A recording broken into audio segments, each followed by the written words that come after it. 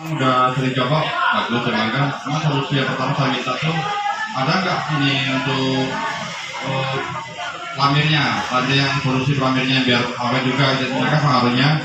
Jadi yang kedua tuh kalau aplikasi untuk di spray apa bisa berapa ketalnya? Soalnya bisa mau finishing motornya. Oh, gitu ya. Sebelumnya Bapak ini auto finish ya Pak ya? Atau cat mobil gitu? Tembok juga ya? Gedung-gedung gitu ya pakai semprot gitu ya? Oke Pak, saya coba jawab pertanyaan nomor 1 dulu, kan ada 2 pertanyaan. Oke, terima kasih Pak, pertanyaannya sangat bagus. Ya, di Banten juga selain di sini mempunyai produk yang wasiler tadi cat basah, pelaminnya pun juga ada Pak. Namanya adalah Matek Pati. Nah, Matek Pati ini juga bisa Bapak-Bapak gunakan dibandingkan dengan yang lain itu, yaitu Matek Pati kami ini lebih encer Pak, lebih encer. Pasti Bapak-Bapak gunakan yang prank yang lain itu pasti kental dan lebih cool, ya kan? Nah kalau Matek Pati kali ini dia lebih encer. Kenapa lebih encer? Agar mempunyai daya rekat meresap ke dalam tembok itu lebih baik. Diaci boleh Pak, diaci lebih boleh, lebih baik. Hah? Melepas ya diaci. Oke. Kalau untuk pelanggan kami itu bisa Bapak gunakan menggunakan Matek Pati namanya. Matek Pati itu sejenis pelamir jadi Pak. Jadi nggak perlu kita rakit-rakit lagi, tinggal pakai. Tolong Pak, bantu Pak. Lebih baiknya nggak usah kasih air dulu, langsung hantam aja. Oke Pak. Oke, baik Pak. Sedikit informasi ya. Kita dari Nippon punya pelamir itu namanya Matek Pati. Sebenarnya dalam dunia pengecatan, pelamir itu kurang kita rekomendasikan untuk dinding. Karena kenapa? Ya kan? Banyak yang terjadi, ya kan? Dalam pengecatan banyak yang terjadi. Pelamir itu bukan malah bikin dinding itu bagus, malah bikin cat cepat mengelupas, betul? Logikanya gampang.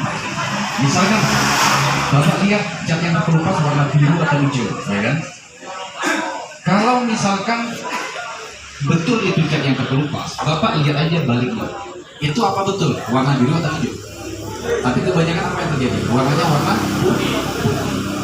Itu yang terkelupas adalah pelamirnya mulai mengapur, ya kan? Karena begini, kalau kita bicara dinding, ya kan, banyak faktor yang memang sudah kita analisa kan. Contoh, kadang-kadang ada dinding 1 meter ke bawah, itu kalau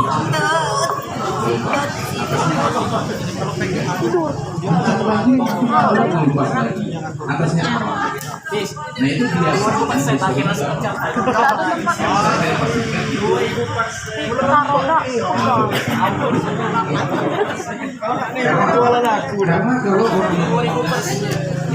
Tolong kenalkan diri Anda, tolong copot maskernya.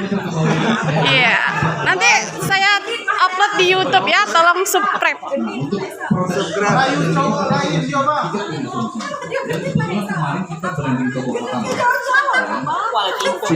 Wida yang ikut laki orang kalau. Hai Bang, tidak tahunya laki orang kalau sudah aman. Selagi umur di atas aku aman. Walaupun laki orang masih boleh, tapi tidak, selagi umur di atas aku aman. Jangan be di bawah. Jadi begitu. cuma itu di bawah. Paling kecil. Ya cuma itu di bawah. Iya. Kalau di bawah gimana? Banyak pengapuran, ya kan? Terus ini ngompol, itu yang terjadi selama ini begitu. Nah, balik lagi ke pelamir. Sebenarnya Nippon kan sudah tahu tuh. Pelamir itu tidak. Besok mau wifi YouTube, masuk YouTube biasanya. Tanpa mau edit, mau off biarlah. Kedengar-dengar lah suara kita yang ini nih. Masa bilang tidak merekomendasi untuk pelamir, tapi kita pelamir. Mau nggak mau Pak, kita ikuti Pak bangsa pasar. Cuma pelamir yang kita ciptakan teksturnya memang lembut. Dibandingkan kompetitor, pelamir kita memang lebih encer dan beratnya pun lebih ringan. Itu kenapa? Karena sudah melewati berbagai analisa mengenai dinding, bahwasanya polymer yang kita rekomendasikan untuk market sepatu itu cara pengaplikasiannya itu adalah tipis-tipis aja Pak. Istilahnya tuh buat nutup pori-pori aja. Barulah setelah itu kita gunakan sealer, ya kan? Gunakan sealer. Nah, untuk sealernya sendiri, lapis pertamanya kita rekomendasikan seencer air. Supaya apa? Sealer itu kan kandungannya latex.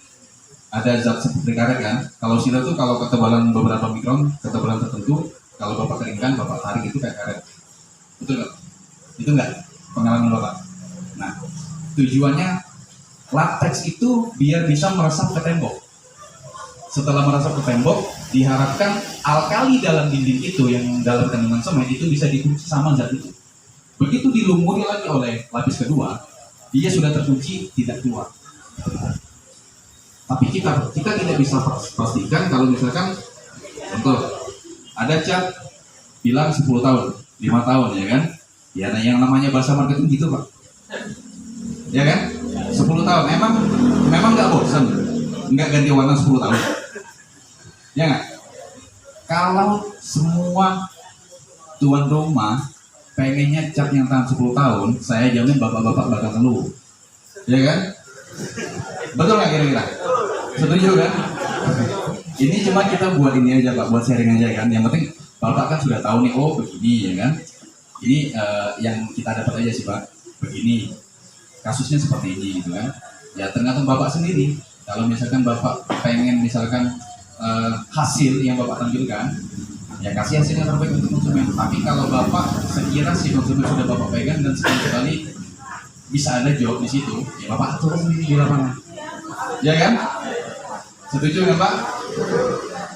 Makanya yang saya bilang di awal tadi, teori dengan praktek itu beda.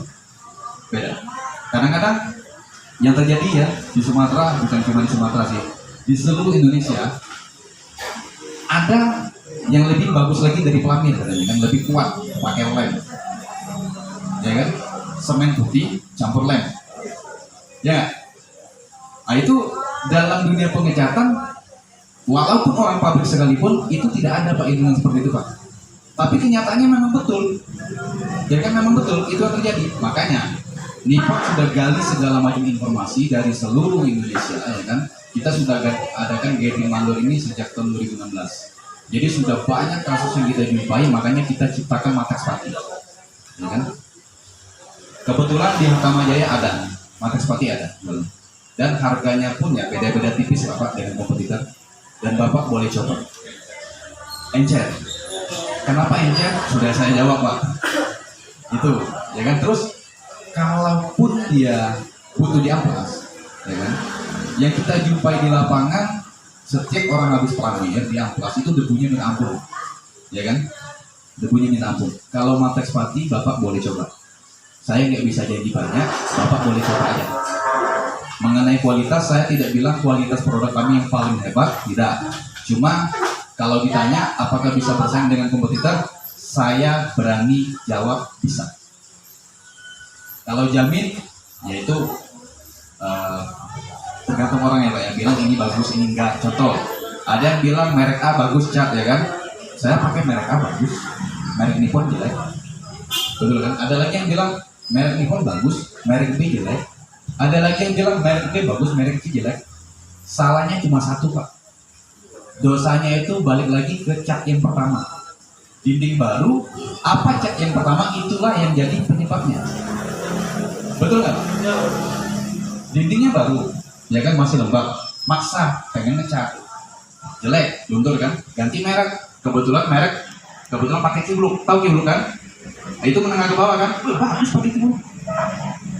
Ya bagus Pak, bagus karena dinding udah kering.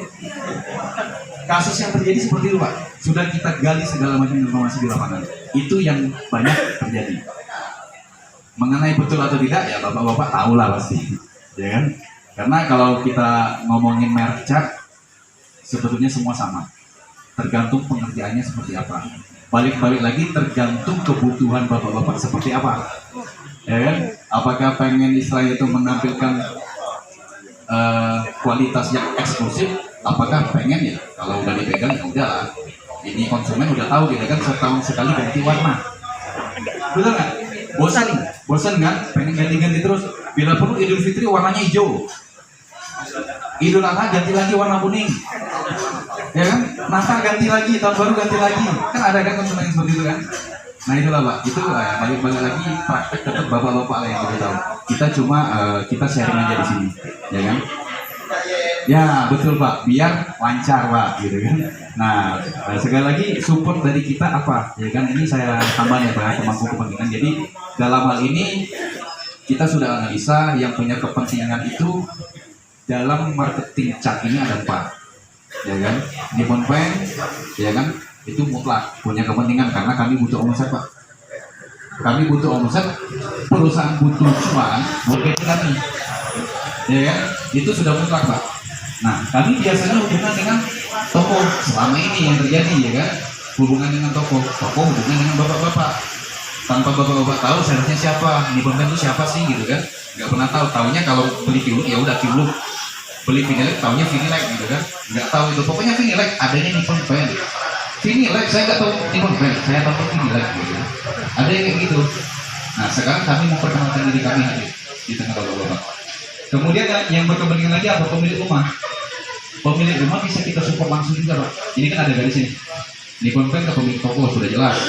Ya kan, sales kita minta orderan ke toko biar omsetnya bisa naik, ya kan. Kemudian Nippon Paint hubungan langsung ke tukang mandor. Hari ini kita langsung tatap muka kan, interaksi langsung. Kemudian Nippon Paint bisa berhubungan langsung dengan konsumen lewat apa? Media televisi salah satunya, iklan, inovasi produk, ya kan. Terus kita juga kadang-kadang bikin kayak story IG di medsos, ya kan, bisa langsung hubungin SPD kita yang melayani di toko gitu kan. Nah begitu Pak, kurang lebih pemahamannya seperti itu Pak mengenai pertanyaan ini. Sampai sini ada lagi Pak yang mau bertanya Pak?